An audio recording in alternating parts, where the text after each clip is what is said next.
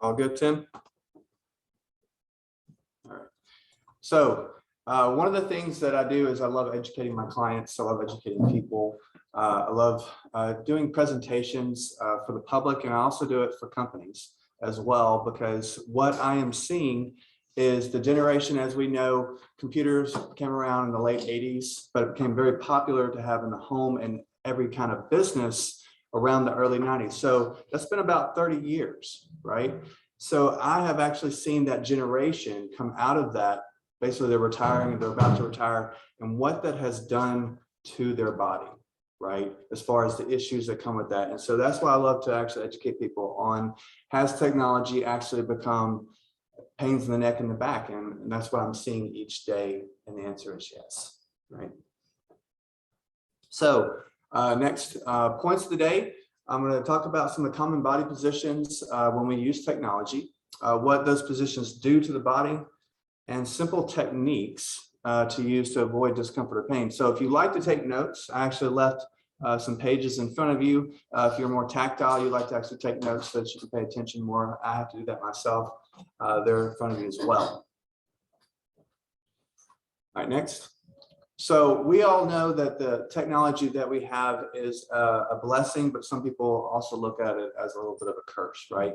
So we have our iPhones, we have our tablets, we have our TVs, we have our smart TVs, we have our computers, we even have the screens and things in our cars, right? So those are just some of the things that we're looking at every single day. Next. Now, one of the things that I grew up with, if y'all can see here, is the granny, right? The grandma, right? They're always making those great encouragements, those great suggestions to us, right? And they're usually shaking their finger at us or doing that little slow no that no one can see, but we can see, so we stop. So we stop acting up in public, right? But one of the great advantages that they had was they also taught us etiquette, right? Sit up straight. Why are you slouching at the table? Right? They taught us those things. And one of the greatest things about when I do presentations is about halfway in, usually people start to sit up straight when I'm talking. So if y'all do that, that's great. Your back will thank you. But my grandmother, I had the privilege that she would always correct my posture, right? Now they did that because it was just looked proper, right? It was etiquette to look very well at the dinner table. But there's an added benefit to that too. You also become very much stronger, right? As you see someone, if they're slouching, do they look strong? Do they look strong? No. So remember grandma and your etiquette as we go through this presentation, all right? So some of the common body positions that we see, right? As you see this person here, they are slouched over, they're typing, right?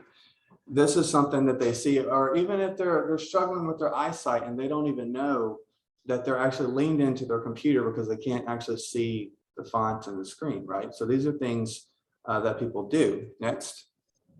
Another one is people like to work on their Google Chromebooks. They like to work on their tablets, and they're sort of working off-site, right? We see a lot of remote working now because of COVID, right? So they're working off-site at coffee shops, and here's this person looking down at their phone, right? Now, here's what I wanted to show you as well, because these common body positions are not just for people that are older, right?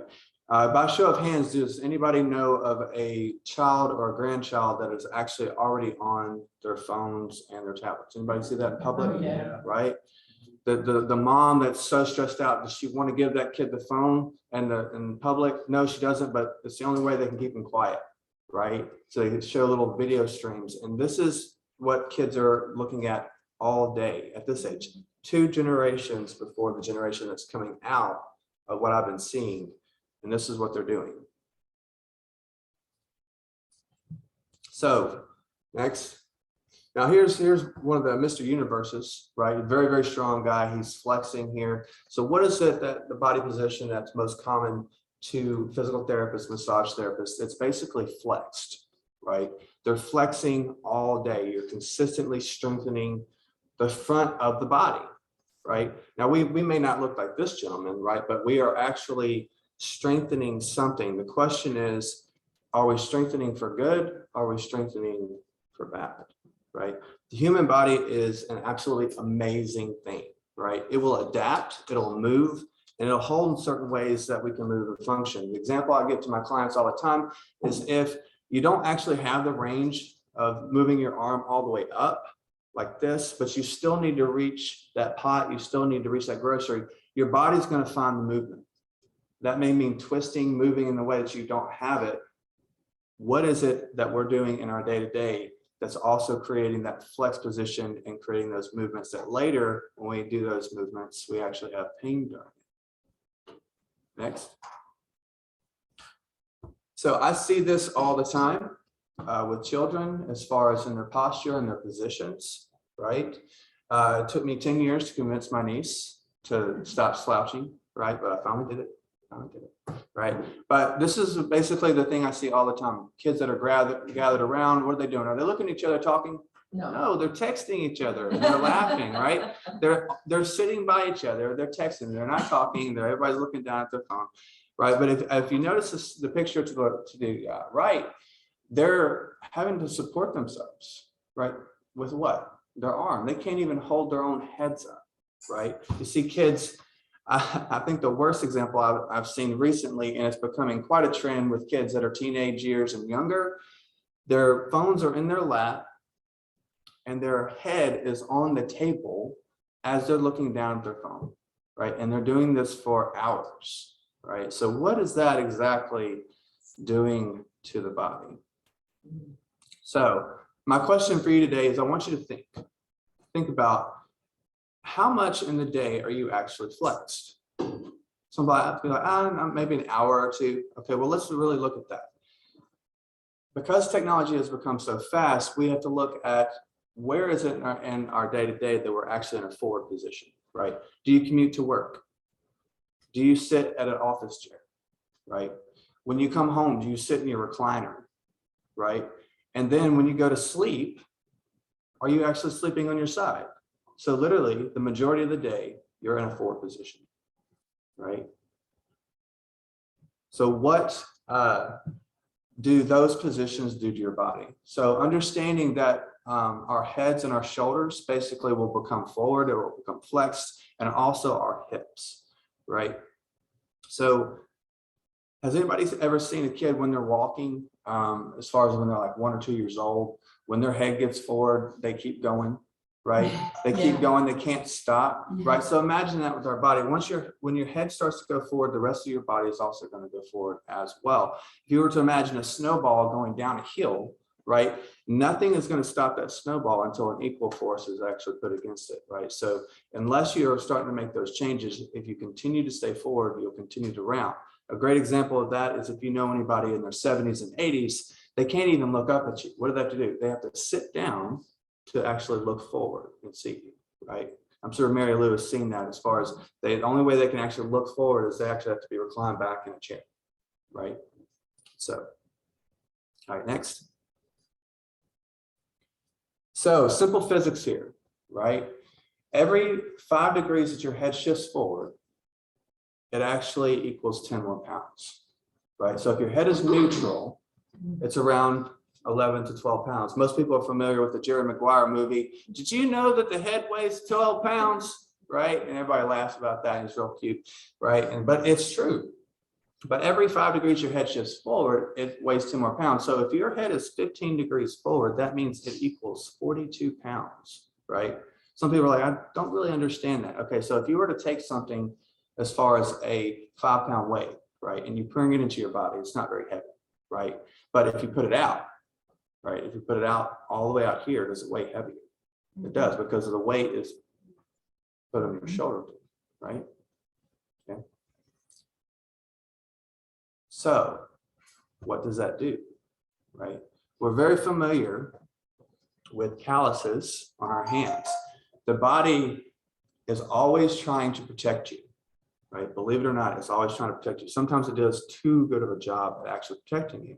We know this because if we use our hands a lot, what happens? We develop calluses on it, right? From that friction, right? The body's trying to protect you from pain, right? We also see that from people that have bunions, right? With that foot that's going the other way, over time, there's a buildup out there, right, of calluses on the foot because it's trying to protect you to make sure. So if it happens to you on the outside of the body, does it happen to you on the inside as well? That's scary.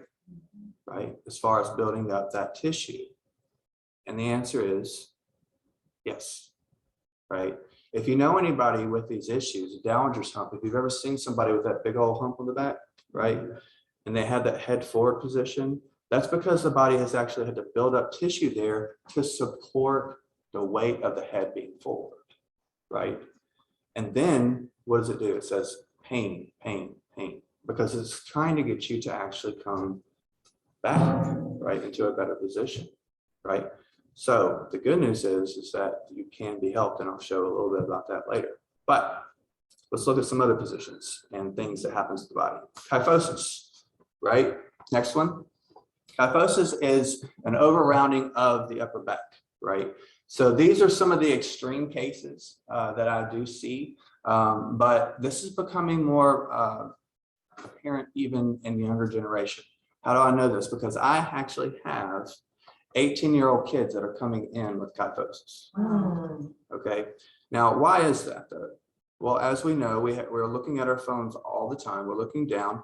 The grandmas aren't teaching people to sit up straight, right? Is your grandma, are y'all, if you have a kid or if you're a grandmother, are you teaching those things too? No, most of the time we are not anymore, but now that you're here, you will, right? So my family is pretty much tells me that I am the posture police, right? Which that is fine because I'm trying to save them from a lot of pain later, right? But like I said, the 18-year-olds, if we can go back to the other slide, the 18-year-olds that are coming in, I was wondering how in the world did this kid get in this position? Well, he's an artist, right? And so he draws all the time, but he's also on his phone. He's not moving in the other direction, right? Then let's combine one more feature that most of us know with the younger generation is happening. Gamers, right? Gamers, right? Gamers that are on computers, gamers that are in their chairs. Now I've looked at some of these chairs and they kind of look a little comfortable, but it's a complete seat, right? These chairs that they sit in are completely rounded, right? So imagine they are sitting like that all day. So if you're in that position all day, next slide, what does that do?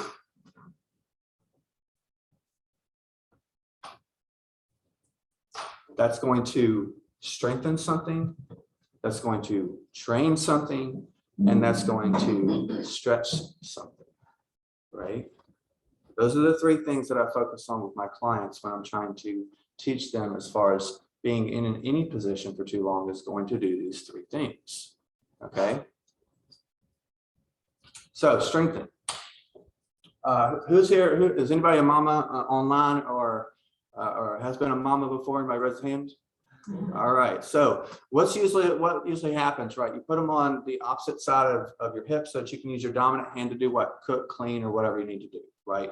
So you do that for hours and hours and hours a day, possibly, or even an hour or two a day. Are you strengthening something?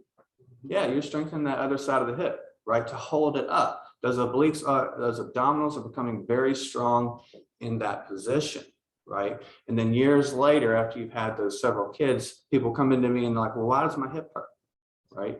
And it's usually not the left one, it's the right one because it's become really long and loaded, right? The other part of the training aspect. Now, ladies, I'm not just trying to get on y'all, but because men do this as well, but when they have those huge purses, right? They have those huge purses and they always carry them on that one side, right? Well, do you just let it sit there? No, what do you have to do? You have to raise that shoulder a little bit so it doesn't do what? Fall off. That's right, so it doesn't fall off, right? Well, eventually your body will pick up on that. One, but you become strong there, but eventually it says, you know what? When you don't have that purse there, I'll just still hold it there for you, right? So you're then training it to hold that position. That's more of the neuromuscular connection as far as training that, right? Even if both shoulders are equally strong, if you hold that long enough, you're training it just to hold, right? Stretching. Now, I'm not asking you to be this flexible, right? I don't want you to be this flexible, but I doubt these people have back issues, right? I've never heard of a person that's a contortionist have back issues, right?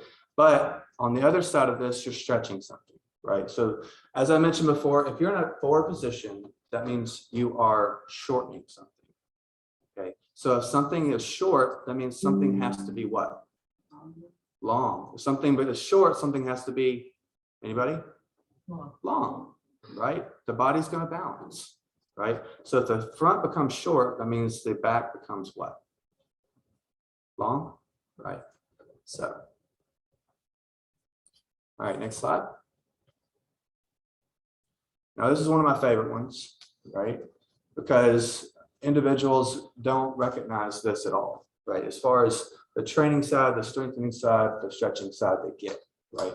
But they don't know this part of being in those positions that technology has created, which is when your body has to work harder all day to hold you up, your energy levels are going to be less, right?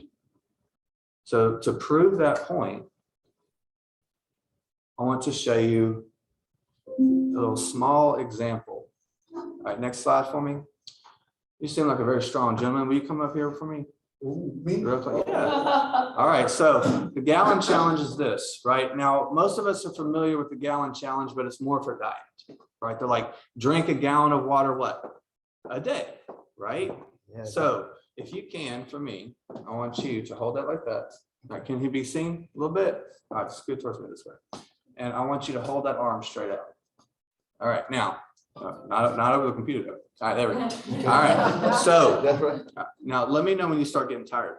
We're gonna hold this for the rest of the presentation. Okay. I'm just kidding. I'm just If you kidding. step back toward the All right. wall, they'll be able to see you probably on. You're going towards the green wall. There we go. There you go. All right, so let me know when you start getting fatigued. So it's been about 30 seconds already. So this is the equivalent weight of your head, about 11 pounds, right? A gallon of water, right? Do you want to hold that all day?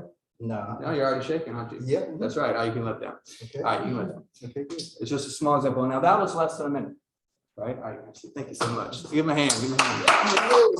All right, so he didn't even know this coming up there. I love grabbing people from the audience and asking volunteers. So that's the equivalent weight of your head. Now that was only 30 seconds, right? Imagine us having our head forward all day. Would that require some energy? Yes, it would, right? And so that's kind of what I teach people as far as that's forward. That's one of your main reasons you may be a little bit more tired, as well as, of course, you want to help with your diet as well, but that's more Miranda's gig. All right, so some simple solutions. Some of these companies have come up with some good ideas, right, as far as the ergonomic desks, right? The standing desk that you can have, and that's a really good thing. But just remember, if you get a standing desk, right, it still can create another issue, right? Which is your head can be down, right? If it doesn't come all the way up to eye level, your head can then be down, and then all of a sudden you start having neck issues, right? So they are a great innovation, but they still need some improvements, and they also need the human element, which is basically our common sense, which is to say, now that I'm looking at the screen here, how does the rest of my body feel? My lower back doesn't hurt anymore, but how does my neck feel, right? Now this one on the right is, I would think, advantageous for people that are quadriplegic and maybe paralyzed, but I wouldn't recommend it to my clients because the body is designed to stand and move.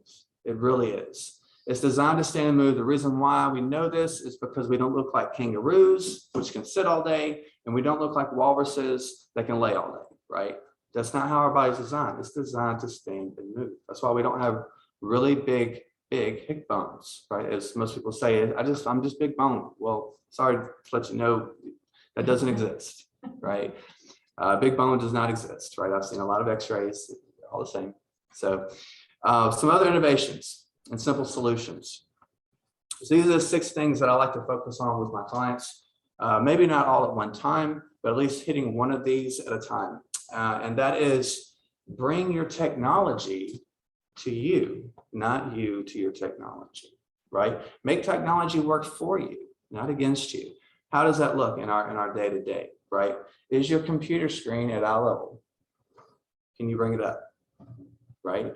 Example I have with a client, he came in with some neck issues and he's like, I don't understand why my left neck is hurting. Well, I said, well, what do you do for work. He says, well, I sit at that. So I was like, okay.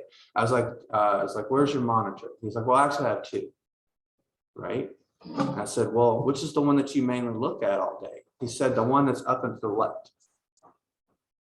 I said, well, if you bring that down to neutral, let's see how that does. And guess what? Pain went away, right? Because he's looking up and to the left all day, right? But bring your technology to you, not you. Now, does anybody have a buddy system here? Does anybody have someone to keep accountable? Raise your hand.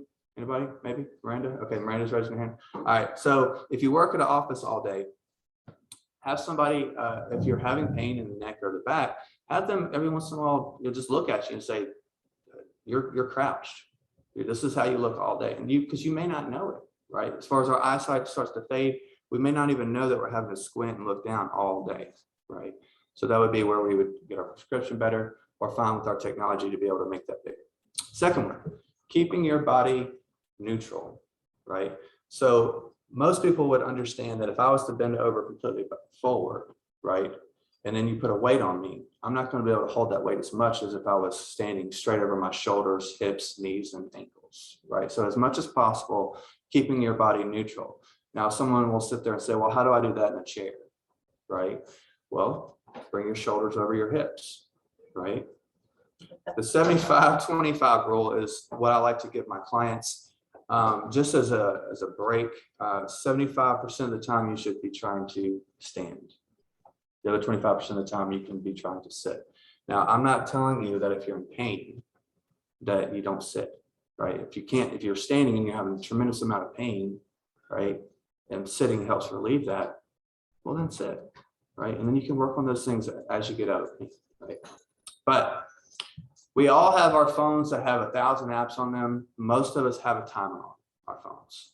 The next step would be every hour, every 2 hours, just set a little bit of alarm to get up and move, right? Now, I used to have accountants that would come into me and they would tell me that they could work for 10 straight hours in front of a computer. And I was like, there's no way. Then I started doing more business admin stuff for mine, and 4 hours went by and I was like, oh, you can get locked in for several hours. But if you have a little bit of a timer to get up and move, then that helps you, right? It keeps you aware, right? So back extensions and lumbar support, as I spoke of earlier, is something that's so important. Why? Because if you're moving one way all day, you need to move what? The other way, right? You got to move both ways. Next slide. And some of these are the positions that I teach my clients.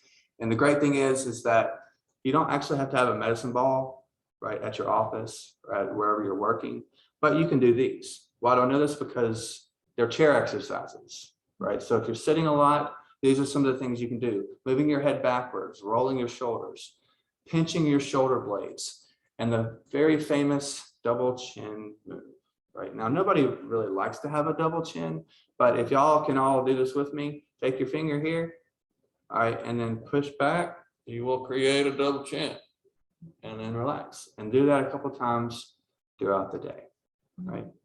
Next slide. Now, how do you make these small improvements? Is anybody familiar with the Bill Murray movie when he's talking about baby steps, right? Baby steps onto the, what about Bob? What about Bob? I love that movie, right? He's talking about baby steps onto the thing, baby steps on. So do you want to do all these things right away? You can, right? Or you can make very small improvements. And those start with this, thinking about, oh, I got to think about my shoulders back, my head up. I got to think about the chest, my shoulder. Let's think about just one thing. If you were to think about just your chest up, those fix all three of those things, right? So everybody slaps for me real quick. Right now, put your finger on the chest, right? Just bring just your chest up. Does that bring your shoulders back? Yes. Does that bring your head up? Right? So if you think about just that one part of the chest up, that helps your posture, right? The shoulder roll and hold, I'll actually teach y'all this one. So everybody relax your arm for quick. Stress is gone, right? You have to be with a massage therapist, right? All right, so bring your shoulders up for me as high as you can. Bring them back, pinch them down just a little bit, hold that. Now, if you're starting to get fatigued already with that, that shows you that your back is kind of weak, right? But this is a great way to reset those shoulders in place. Now relax. And what happened? Shoulders go forward? That's okay, they're supposed to. All right, so next slide. This is how injury changes and positions change the body. I love this slide because if you can see here, Something that's affected at the bottom, does it affect all the way to the top? Yes. Does it affect at the top? Yes. All right. So the bottom is affected and it changes all the way to the top, right? The hips. Now, this is actually what I used to have as far as with my herniated issues for about 10 years. And I want to show you what that actually looks like from the other way. Next slide. That was me. Not really, but I mean, my left shoulder was actually up. This is the same posterior tilt that I had when I had my herniated disc issues, right? Now, that was crooked, bent. People often ask me, what is it that I do for a living? I say, I turn people from commas into exclamation points, right? Y'all think it's funny now that I used to have a friend that had an issue on the other side and they used to call us the parentheses, right? So but why do I show this at the end, right? Because do I look like that now? As your body conforms one way, it can go back the other. So there is hope for you to move the other way and to change. But just think about it. Over time, you've gotten your body in this position. It'll take you a little bit of time to get out of it, but it is possible. So thank you so much for your time. All right.